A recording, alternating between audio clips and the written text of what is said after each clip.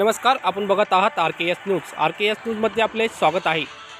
पाहूया या पाण्याचे काही दृश्य। जिल्हा परिषद प्राथमिक शाळा हरिहरनगर मराठी व उर्दू या शाळेत जोरदार पाऊस झाल्याने मराठी व उर्दू शाळेच्या कंपाऊंडमध्ये जोरदार पाऊस झाल्याने तलावाचे स्वरूप निर्माण दिसत आहे।